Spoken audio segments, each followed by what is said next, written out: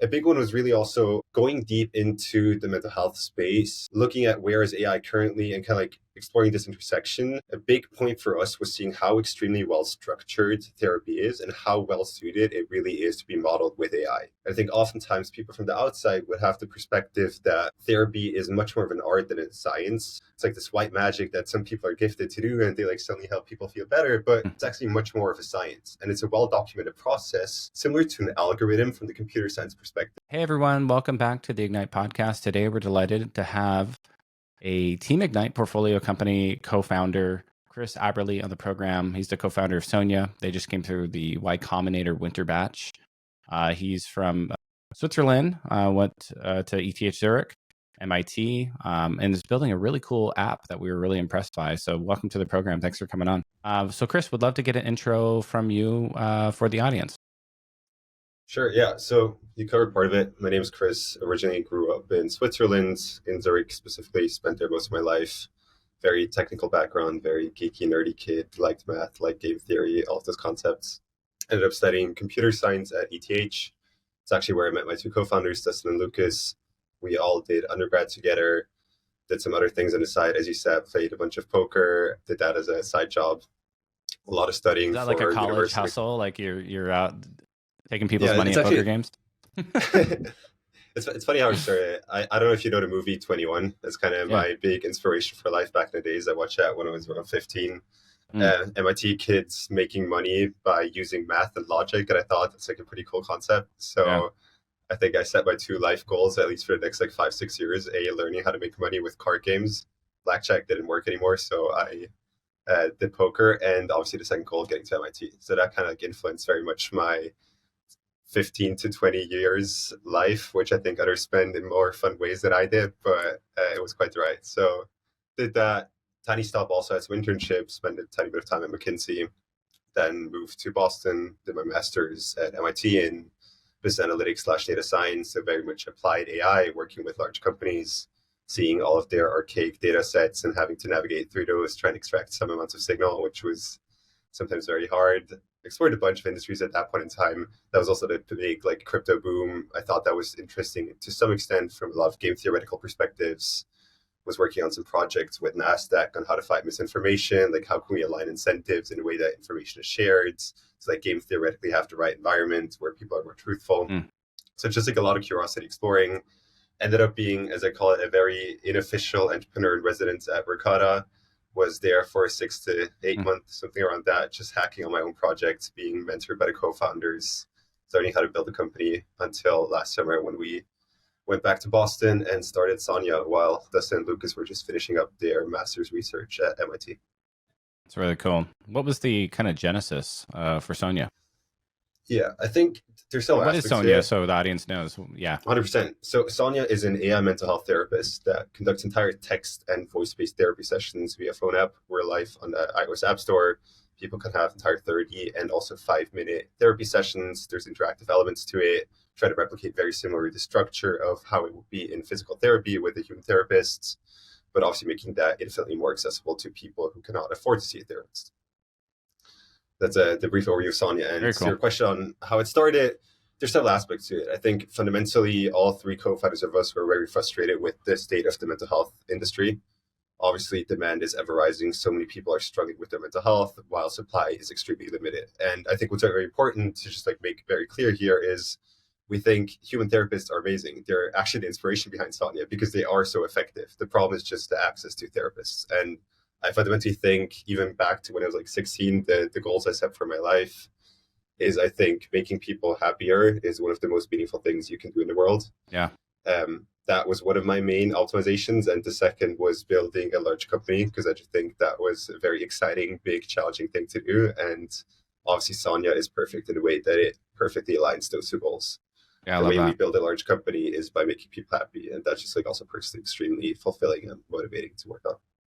I was just saying, like, that's probably more like the personal and emotional angle to decide how we started Sonia. And I think a big one was really also going deep into the mental health space, looking at where is AI currently and kind of like exploring this intersection. A big point for us was seeing how extremely well structured therapy is and how well suited it really is to be modeled with AI. I think oftentimes people from the outside would have the perspective that therapy is much more of an art than it's science. It's like this white magic that some people are gifted to do and they like suddenly help people feel better, but it's actually much more of a science. And it's a well-documented process, similar to an algorithm from the computer science perspective. So we had kind of had this insight now. We have this big enabler of AI. AI itself can't just do therapy with a prompt, but we can actually leverage this technology to really conduct a therapy session in a similar way that a human would, which we kind of thought is a pretty great task to work on. Yeah, I love that. What is it about the timing? I mean, obviously ChatGPT and large language models, all that stuff. What is it about the timing where it's the right time for this? Sure. I think there's two aspects to it. Obviously, AI is the big one, and happy to go more in depth there. But I think a second big enabler is the social trend. I think 10 years ago, going to therapy is something you would have wanted to hide from your friends, which I don't think is a great basis for building a consumer product around it. And I think we're moving into the direction, which I think is fundamentally very good also for the world in general, where people are proud to seek a therapist. It's something cool because it shows that you care about your mental health. It's very clear that it's correlated to your mental health and your productivity, your happiness, and everything around that. So that's a big enabler for us. But then obviously the big one being AI. And I think what's cool about our enabler here is it's at the perfect balance of making this entire thing possible while we're not worried about it replacing this entire thing. But I think like, there's many technologies which are built on the brink of currently with GPT-4 and like the state of current LLM models, they can still survive, but like some more advancements on the base model side and they're going to die. And I think fundamentally, like we're excited the better base models get, because the better base models get, the more we can leverage them to like actually do the domain specific tasks. So I think it's like this cool balance of it wouldn't be possible without them, but their pure existence doesn't make it easy, but it enables us to do the hard work on the therapeutical side. And then from a technical perspective, are you guys using like a Llama 3 or something, or are you guys using a fine-tuned ChatGPT 4? Like what's your tech stack look like? Yeah, we're using a bunch of different LLMs. We started very much just using OpenAI's models. Yeah. Also, from the perspective of splitting up into kind of two tasks, right? There's one's the task of just generating the replies, which is like you say, send a message to Sonia, either by voice or by text, and you get a response, which is fundamentally like the only task that gets exposed to the end user, but it's only the very like almost like the tip of an iceberg. It's what's exposed, but it's very easy. And I think much harder is the entire reasoning. And that's where we are fine-tuning our own models to have those reasoning engines and like have those fine-tuned to the specific task at hand based on like where within the conversation the user currently is and how that evolves over time to have relevant context. Yeah. And I would imagine you have to work on kind of short-term, long-term kind of memory modules as well, right? Because you have this person, they all the things they've said, all the kind of the insights. Hey, I remember you talking about, this story, that person, and you have to somehow store that. How are you guys accomplishing that with these, context windows? They are getting longer, of course, but I'm guessing you have to do some sort of recursive kind of long-term memory storage, kind of maybe how the brain works. Exactly. Yeah. And the last thing you said is spot on. We literally just try to replicate the way that a therapist's brain works. Like actually the thought process they go through is what we try to implement on the retrieval side. Because even if context windows get larger, we can't just insert all page transcripts because that has a terrible signal to noise ratio, right? Even if it would be theoretically possible from the token size, it wouldn't contain the important information. It's not how our brains work anyway. It's not how a therapist's brain works anyway. They don't remember verbatim everything the patient says. They remember the gists, the stories, the patterns. And it's almost like a multi-step process, right? Because first you need to know like what is the context around the current conversation. Because fundamentally, like in the beginning of the session, when it's much more about like getting an update from the last week or how the patient has been doing, you fundamentally need to retrieve different information and have access to different pieces of data than you would have, for example, later on in a therapy session when it's about like setting concrete tasks and to-dos for the patient to do until the next session. Yeah. It's kind of like this awareness of where you are, and based on that, being able to retrieve explicit things about the patient. Yeah, how have you found the engagement with the platform thus far? I would imagine, just kind of as a thought experiment, if there was an AI that I could talk to that was a therapist, I would probably be more like, knowing that it's an AI, I would probably be more vulnerable, open, and honest with it. Like, how do you find, patients and people? I think it depends and varies a lot across the population. There's exactly the type as you describe it, who is much more open to using a therapist. And one interesting demographic we've actually been speaking to quite a bit is also veterans. Because veterans, I think, Ah, oftentimes have this perspective of having gone through really terrible situations and the sense of like nobody back home can ever understand what I've been going through. And they almost appreciate the fact that Sonia is not a human, right? Sometimes we need to almost like hide that Sonia is not a human. And like obviously we make clear disclaimers, right? But then like you still get an environment in which you feel comfortable opening up. But yeah. there's also those cases where it's really like, this is an AI, this is not a human. And people are like, okay, wow, then I can open up. But then clearly, right, like there's also people who are saying like, oh, I would never talk to an AI, which I think is like gradually shifting to becoming less and less people, but they clearly still exist. Yeah. And then you guys started with cognitive behavioral therapy, right? Is my Yeah, understanding. exactly. Why that particular type of therapy for this kind of application? Yeah, there's several reasons. I think CBT is very broadly applicable, which just makes it easy for us to already have broad reach very early on. CBT is great for all sorts of anxiety disorders, for depression. There's obviously cases where CBT is not very applicable, but I think it's a very broad spectrum of how you can use CBT. And the second big one is that CBT is extremely well structured. And the more structure you have in your therapeutical approach, the more easily and more safely, also importantly, you can guide it with AI. Think some parts of like psychoanalysis are oftentimes much more open-ended and don't really have like a rule or algorithm-based system on how you actually conduct the therapy session, whereby that is usually nicely defined in CBT, and there's a lot of variations clearly, but the more algorithmic structure you have, Yeah, the easier it is to leverage that with AI. it's really cool. And thinking about cognitive behavioral therapy, like what is it exactly for folks that aren't interested or aren't familiar with it?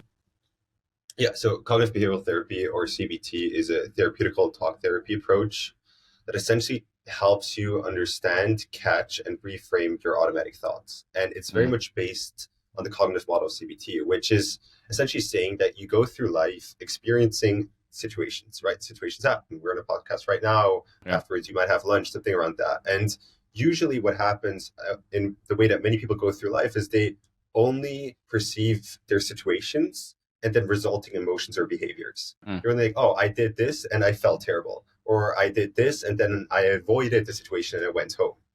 And oftentimes what happens between those situations and those emotions is that you actually have automatic thoughts. There's automatic thoughts being like, oh, I hate being here. Oh, people will judge me. And that's why you then avoid or you leave the party. The party being the situation, leaving the party being the behavior. And CBT teaches you about catching what are those thoughts that actually happen in between those two steps, which are often so implicit and so quick that many people don't even realize them. And it's about like even catching them, which is the hard part, but then being able to learn what are patterns and similarities across those thoughts. And those boil down more to either intermediate beliefs or really like those core beliefs about you feeling either unlikable or you feeling generally lonely, worthless. And really like trying to dig deep on where all of those come and helping you see those from different perspectives with a broad range of techniques and tools. It's very interesting. So it almost sounds like a guided meditation therapy in a way, you know, because the meditation, you're meditating on some object, your breath, whatever sensations, and you sort of learn to shortcut the spiral loops of your monkey brain, right? Yeah. Is that an a big part accurate just assessment? being, Yeah. I think a big similarity is awareness, right? In meditation, you often just want to be there present in the moment, focus on your breath and your thoughts as they come and go. Right. And that's exactly what also CT is trying to teach you. Being able to perceive those thoughts in the first place, because only then can you work on those thoughts, right? If you never even know what they are, like how should you restructure, reframe them, or like challenge them potentially? Yeah, I love that. So what are you guys excited? I mean, let's talk about the YC experience for a little bit. So you guys got in on your first try. There's a lot of repeat applicants. Yeah, I applied a few times. I applied like right out of MIT. Didn't take that too seriously.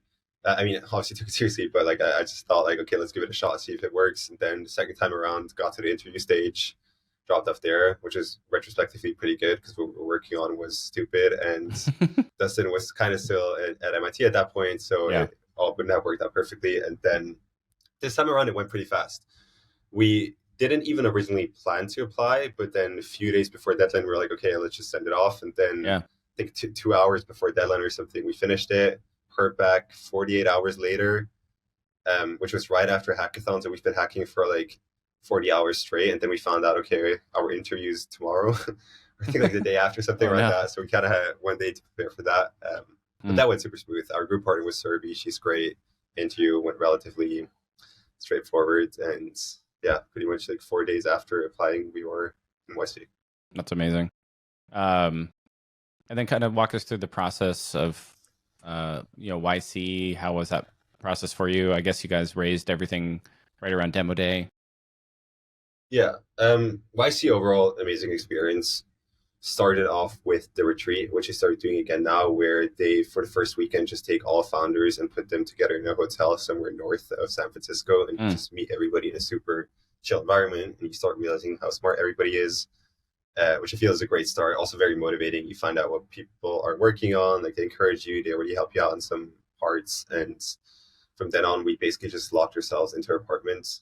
We honestly didn't do that much networking during YC. We weren't like the ones who just went on every single event and breakfast brunch, of which many exist during the batch. We had a great apartment, great setup with laptops, monitors, hacked a lot. Then obviously what is great about YC is for our group, it was Monday events. Every Monday evening we had guest talks, we had dinners, just got back together with group partners and all other batchmates, reconnected with them, had our office hours also on Monday. So kind of like Monday was our day when we spent on YC campus.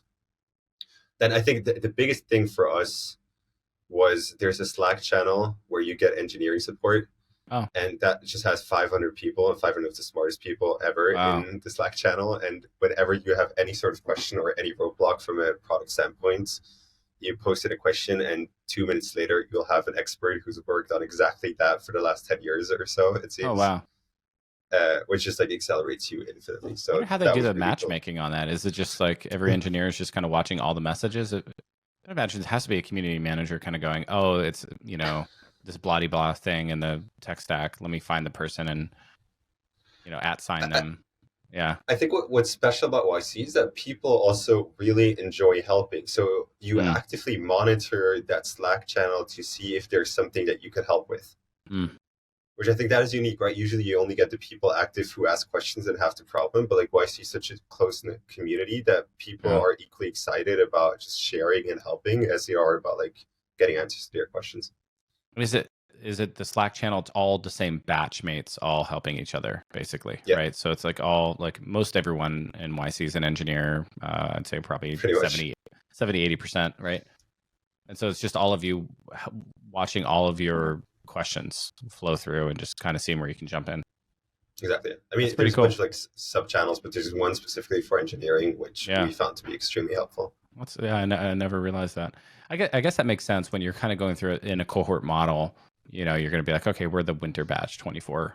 You guys get like a nickname or something? Do you guys call yourselves something, or is it just winter batch 24? No, it's just W24. The W24s, maybe. Yeah.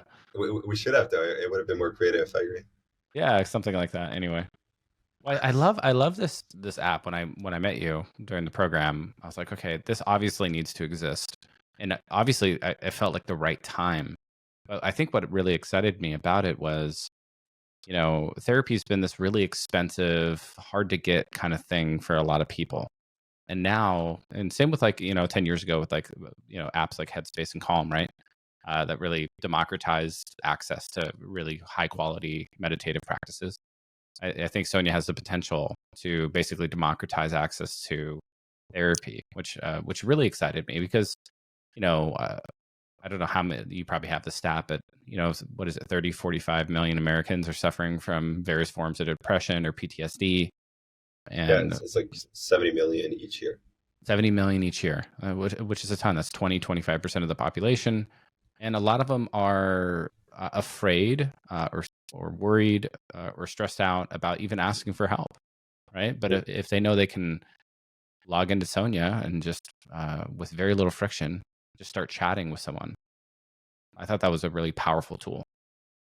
Yeah, no, I appreciate it. Yeah, I remember our first conversation, and I really liked how excited you got, and I was super excited myself because like that's exactly what we're trying to do, right? We're really making it accessible. Therapy is great. Therapy works. Most people can't access therapy. We want to build something that is accessible anytime, anywhere, and for anyone. Yeah, and I certainly like, you know, could empathize with it, having struggled with some of my own things growing up and having to get over them and seeing a therapist. But those are expensive, 175 an hour. Does your insurance cover it? Like the time commitment of like driving somewhere and driving back and sitting with somebody for an hour versus like, hey, I can just get in. So how do you guys kind of grease the skids of user acquisition? Is there a freemium kind of model where you can chat for 5 minutes a day and then you have to convert? Like, how's that work? Yeah. So we did a bunch of exploration there. Fundamentally, what we came up to now is your first few sessions are free, and then we convert to a subscription model. That's really cool. And so like you kind of get the benefit, and then if you want to keep going, hey, it's a low monthly price to upgrade. What is that monthly price? $20 per month right now. And it's month to month, no like annual commit or anything like that. Yeah, I mean, we have an annual membership, which some people have as well, which is $200 per month. So it's a slight discount for that. Yeah, 200 a year, so it's a little bit of a discount. Yeah. So what do you? We pretty much try to have it as like instead of $200 per session, you pay $200 per year for therapy. That's kind of like the slogan we want to have around it. I love that, and I think this is. I mean, we're kind of living in the future in a way, like in the coming years with apps like this. You could see, for the most part, do you feel like therapists go away? Do you feel like they become like travel agents where they're still around, but they've sort of been kind of automated away with better AI? How do you think about that? Yeah, like I definitely don't think anywhere in the short/medium term. I think like there's obviously like the larger question around AGI, which you could argue will replace all our jobs and everything each of us do. But I think fundamentally the gap between demand and supply for therapy is so extremely large that I think not us or anyone else trying to build an AI therapist is interested in going after the jobs of therapists. Very much we're like trying to be inspired by the jobs of therapists. Sometimes it's even an interesting distribution network, right? Because one use case of Sonia could be if you try to visit a therapist, but they have a wait list of 4 months, you could have them use Sonia during that time. Because like obviously if you're in a crisis for anxiety or depression, you can't just like put that on hold for 4 months until your therapist finally has an appointment. But that could be valuable also for the therapist, right? Like potentially it's a new way for them to monetize their wait list, something they weren't able to retrieve any revenue from previously. Or it can also make the first few in-person sessions when they fundamentally eventually come more effective because they already have context from Sonia's sessions. Sonia maybe already did a lot of the onboarding, maybe already helped the patient to some extent, and now we can then offboard that information to a therapist. So I think like there's actually a lot of partnership opportunities. Clearly there's a lot of pushback from therapists. I think it kind of like splits up into like 3 categories of like therapists just being like directly like anti-AI, which I think many people still are today. But we have also encountered and met and are working together with a lot of great therapists who just like fundamentally see mental health care being a large problem. They dedicate their lives to making therapy accessible, right? So I think if you fundamentally care about the patients, it isn't even the most important thing of who gives therapy, right? If we can just like collectively with AI, technology, humans, and all other support systems manage to treat those 70 million Americans, I think that's what fundamentally counts. And like, if there could be more treatments with humans than with AIs in an efficient manner, then AI should be used for that industry, right? But I think fundamentally here, it just unlocks a huge opportunity to make that more scalable. Yeah, and it's kind of like maybe it grows the pie, right? Maybe there's a Jevons paradox that happens where, with the automation, more therapy than ever is done, right? It doesn't replace, but augments and democratizes access to therapy. And maybe there's more demand for therapists than ever because people get a taste of it with an app like Sonia, and then they see the value and they want to talk to a human now. Or like you said, there's a partnership where, maybe I see a therapist once or twice a month, and then on a daily or weekly basis, I actually talk to the AI about what's going on. So now the therapist is armed with all the insights. It's almost like having assistant therapists seeing all your patients and helping you manage the caseload. Yeah, I mean, if I'd be a therapist, I'd be excited. Like the way you just said that, like it helps me in many ways, I think. How do you guys manage the regulatory hurdles, if any, in the industry? And are there some roadblocks that the regulators are going to try to throw your way? Yeah, so I'd almost say, like, unfortunately, there's not many regulatory hurdles in this space. I Mm, personally think there should probably be more than there are, and mm, the reason for that being it's very easy to get around it, right? Like, because it's a hard line to draw between a therapist and a mental health support tool and just a chatbot. mm. So I think, like, there's easy ways you can just say this is not a therapist, this is not a replacement, and it should not be intended for crisis situations, which fundamentally we, by the way, all believe, right? Like, Right. we Yeah. don't think Sonia should be used for crisis situations. We don't think Sonia is a replacement for a therapist. So, like, that's very much in line with how we anyways want to build our product and distribute that to the world. But with that, you basically take care of that not being a medical device and the regulatory concerns. I think what we fundamentally care a lot about is just the privacy and the security, right? Which I think are two distinct aspects. Privacy, like, what information do we even collect? How do we handle that information? Like, how Yeah. do we give you a secure feeling? And then the security being mostly around also what happens if things really go south. How do we detect crisis situations? How do Yeah. we act when we detect crisis situations? Because, right, there's moments where a human should not be talking to Sonia, and currently what we have is we have a detection algorithm which escalates that process to national hotlines. But we actually want to go way beyond that, because you shouldn't also just see a screen that says you can call this number. Somebody should, like, proactively reach out to you, already have the context Right. about what happened. Because, like, in those situations, it's really like every minute counts, and like somebody being empathetically able to have background and help you from second one is so much worth more than you having to go on a hotline and like explain the entire situation again. Yeah. Yeah. That totally makes sense. What are you excited for, the coming year or two with Sonia? What do you guys have on the roadmap that's exciting you can talk about? I think generally, if you think about building a therapist, and there's actually like the analogy of if I were a normal therapist and I just graduated college and I'm starting to see patients, there's so much room for myself to improve, right? Like, as I see more patients, as I learn more, as I go to more additional workshops, maybe get my PhD, I just become fundamentally better. And I think, like, in a similar way, we see Sonia as this newly graduated therapist, which has Mm, base layer of skills. We obviously put a lot of effort into making sure Sonia is already therapeutically effective, and I've gotten feedback there. But now it's really about like continuously increasing the amount of capabilities that Sonia has, making that more therapeutically effective, being able to have more case distinctions about different types of anxiety, knowing that different types of anxieties require different interventions, different techniques, or like really building up that skill set yeah. and just like getting Sonia closer and closer to the world's best therapist.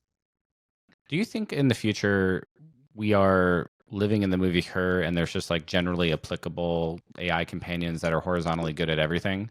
Or do you think in the future it kind of unfolds into these verticals and, there's these companies built around individual use cases of verticals like Sonia? I think definitely not entirely horizontal, but I think there's potentially relatively broad verticals. Right? I think that there doesn't need to be a single application for each and every specific use case, but I definitely believe, right, like your AI system for your emotional well-being and your emotional life will be a different one than for your work life. Mm, I think, like, from a very functional perspective, but also from a user experience perspective, because you don't want to intertwine those two things. You don't want like the data that schedules your work trips and meetings to be mixed with the data around you talking about your most recent breakup and how you can't get over that, right? I think, like, the user wants to have certain environments for certain parts of their life, and within those environments, the more synergies we can have, the more convenient I think it is for the user. And I think mm, that's also an interesting avenue for Sonia down the road, is not only actively helping you get over those specific emotions, but then like more proactively helping you solve those root problems. Like, how can you become more happy in a relationship? Maybe at some point, like, your partner can also join Sonia, and it's like even suggest you things outside of the pure therapy sessions. So I think it's kind of yeah. like a domain vertical Yeah. horizontal solution. I can imagine in the future an app like Sonia is actually, if I give her permission, obviously, like listening to this podcast recording and listening to my Zoom calls and reading my emails and is like this, little angel on my shoulder, basically, kind of saying, "Hey, did you realize your tone is kind of, flat or angry or, hey, you seem disgruntled about something. You want to talk about it?" Like you'll have this emotional AI companion in the future, and you won't have to proactively go out and download the Sonia app and start talking about it. Like in the future, you might just plug into it and just say, "Hey, I'm feeling malaise or whatever," and it'll just know all these things about you, right? And be able to Yeah, proactively exactly. beyond what you talk about, but like how you act and with other people and what you say and what you do. And yeah, For that'll sure. be And it real. gives Yeah. it gives Sonia more context to be effective, right? If I do Sonia session later on today and I'm like, oh, I'm super tired, today was an exhausting day, and it already knows like, oh, I had 7 meetings and it had recordings of those meetings and it knew how I behaved. Like, also, you need to have that extremely privacy first Yeah. in every regards, because otherwise I think it just kills the entire user experience and they wouldn't want all of that. But assuming that you can achieve that, it's just additional signal which can be therapeutically used. Yeah. What about, so tell me about your transition from competitive poker. What was that? How much money were you making? Were you doing tournaments, and how did that kind of, yeah, did you get to this point? Like I had this job in college where I was making a ton of money and I was like, do I need to finish college? Like, did you, did thoughts like that kind of cross your mind? Yeah, I mean, I didn't make millions. I made a decent amount of money. And Yeah. for poker, it's funny because to some extent it matters how good you are, but to a large extent it matters in what games you play. And you start off playing your local casino games, which are just like capped at their binds, at their blind levels. But like if you start meeting the right people and you get into the right private games, like stakes significantly go up and the quality of player significantly goes down. But it's like this weird dynamic of like, you also can't just sit The there local with your casino games are AirPods. actually more competitive with a lower cap of what you can make versus like these private games at Wait, somebody's house that, you know, yeah, you get a bunch of rich people sitting around throwing tens of thousands of dollars around and losing it. infinitely more. Yeah, like casino games, and like the more convenient it is, and the easier it is to get in, like the harder the games get. Like online games are way tougher than live games, and then Wow. live games are way tougher than private games. Wow. But that also like creates this dynamics of when you start playing those private games, you can't just continuously play optimal, right? Like your optimal strategy, like you probably focus, you like listen to your music, you have your hoodie up, whatever. But then like people don't like you there, and Yeah. like those They some of don't those invite you back. players, Yeah. exactly. Some of those players, they know like, yeah, they are. It's a hobby that is a costly hobby for them, but they want to have a good time and they want to be entertained. So like, you Yeah. sometimes even need to like adjust your playing style to like a more splashy, gambly way. And in some situations, you need to like make decisions which are an expected value negative, but you know it will help your image. And like if somebody wants to gamble, like at some there's some of those games where somebody just wants to gamble like $1,000 if like the next card will be black or red, which is like something I wouldn't want to do per se. Yeah. But if it's like, It's like a 50-50 chance.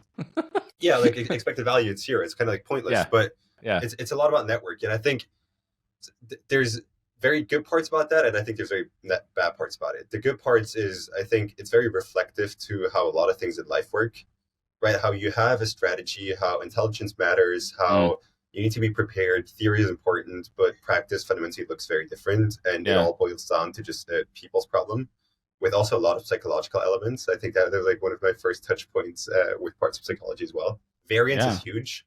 I think that's another lesson for life. That what is it? Expected value variance. Oh, variance. Like the differentiation between variance and expected value. That if you play the same strategy in poker every day, if you're a good player, you have like a 65 to 70% win day rate. So even if you play perfectly, like 30% of days, you're just going to lose money. And that's fine if you so the optimal strategy peaks out at about 65, 70% of the time you're winning. So you're always going to lose at least a third, if not 30, 40, 50% of the time. Yeah. Which like I think similar in life, right? Like we have 3 YC interviews and almost the same person, we get rejected twice, which is like fine because it's like a combination of a bunch of variables, but you just like need to persevere enough and like give yourself enough opportunities and things will go right.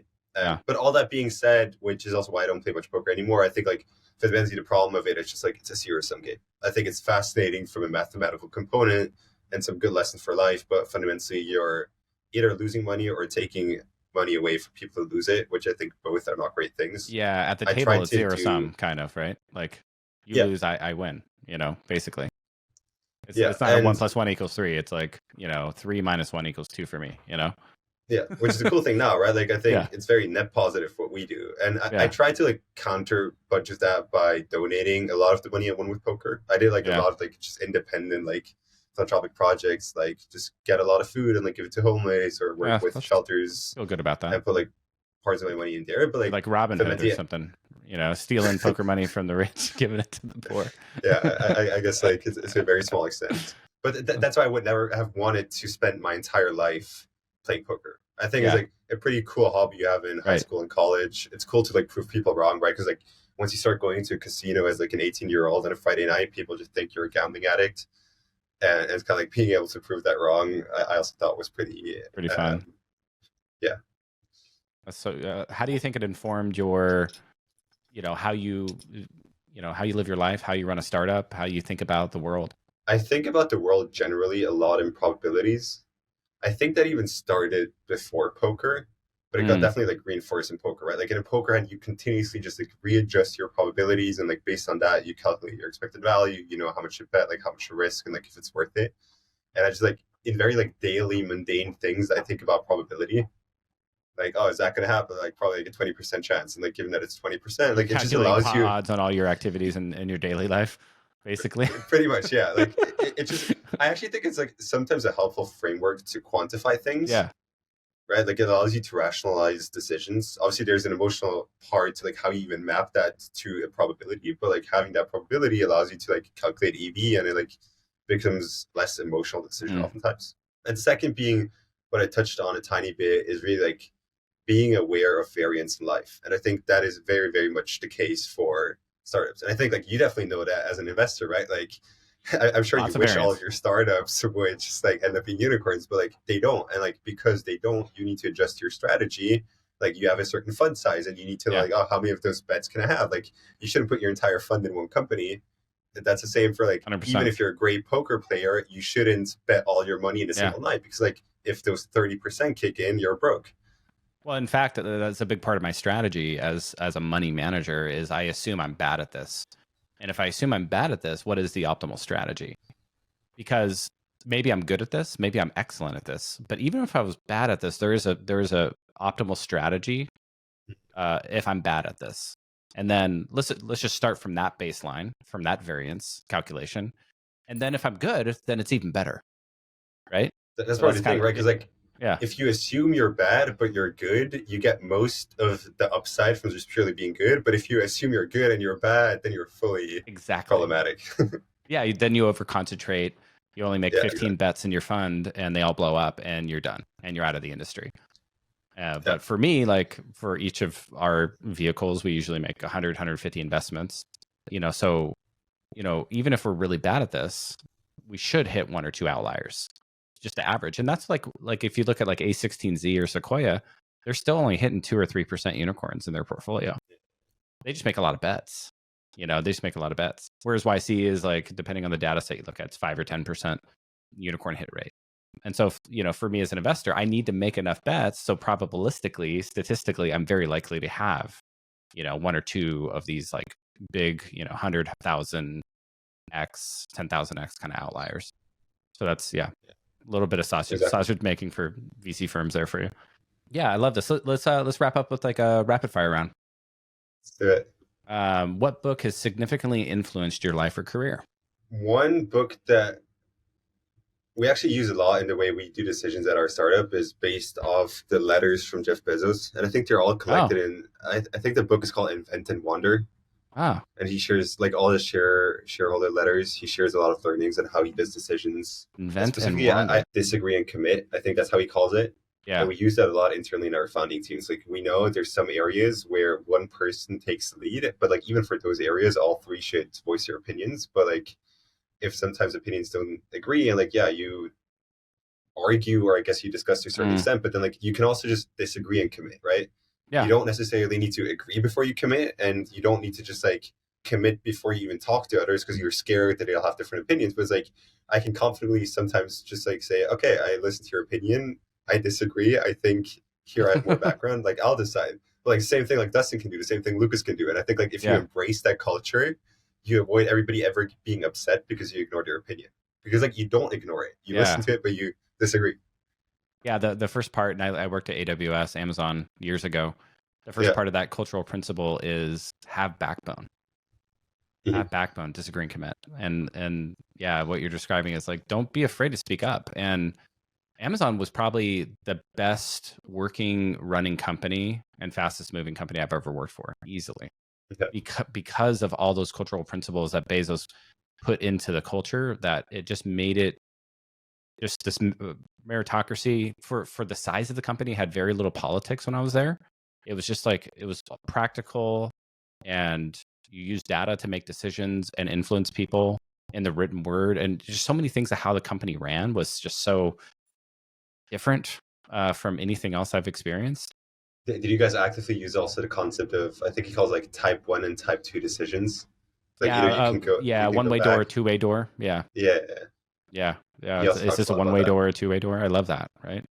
Some decisions are two way doors. Like, we can reverse ourselves, and some things are existential. And like, once we walk through that door, we have to commit forever.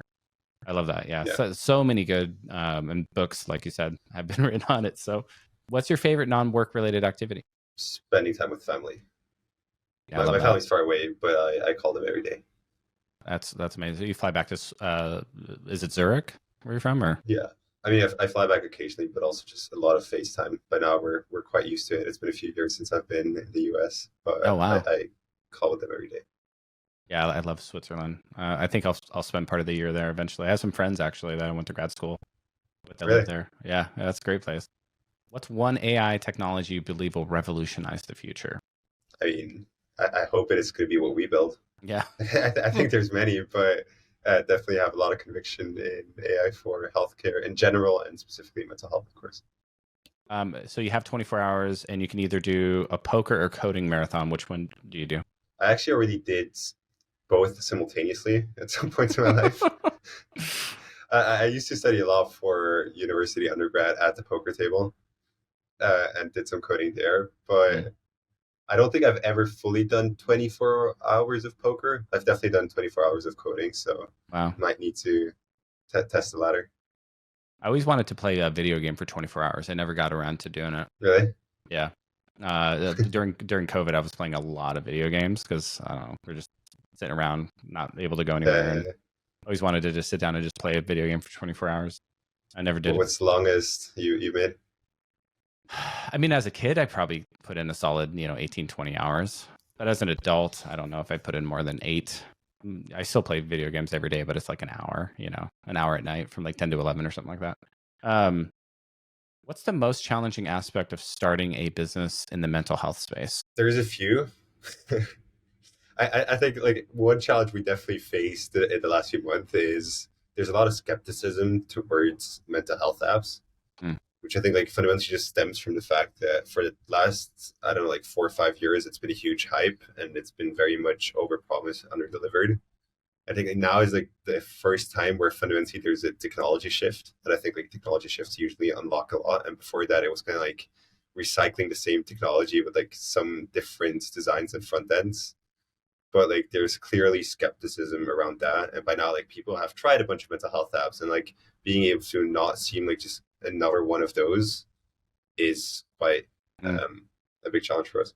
If you could solve one problem with AI in the world, what would it be besides what you're working on? I think I'd still have it in the same category of just like happiness, but I don't think that necessarily only holds for AI therapy. I think, right, like a lot of happiness can stem from productivity boosts, can stem from potentially like develop tooling and so on. I think, but like fundamentally, I love the objective function to sometimes be more around human happiness than pure money, which like I think is impractical in some ways. And like obviously there's areas where the two are very aligned, which I think is like the perfect case.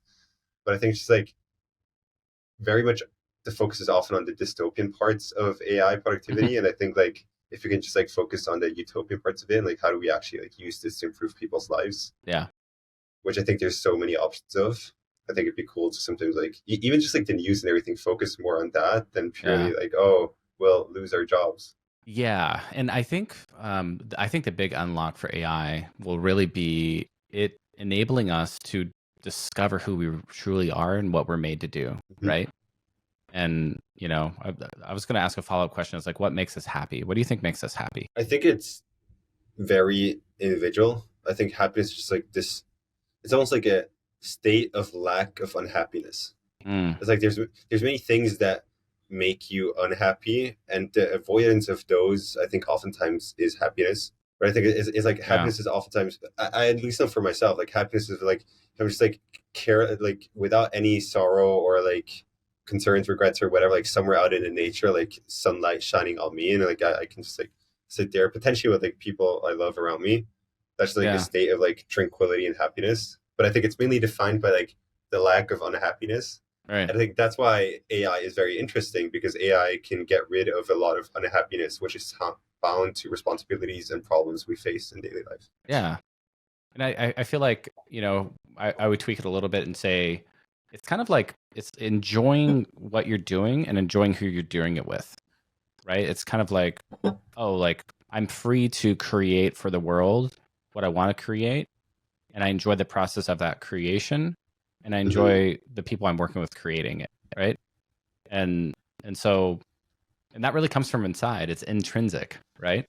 And so I think AI like will shine that mirror to us, pull up that mirror and make us look at ourselves and really figure that out. And, I'll talk to lots of young people in their 20s and they're like, I want to work in venture. I'm like, why do you want to work in venture? Like, what do you actually like doing? Like for me, I do like what I do. Like I like doing the podcast, and if I had $1 billion, I'd be doing this podcast with you right now. Like, and I just like what I do. Right. But it took me 20 years of trying things to figure that out.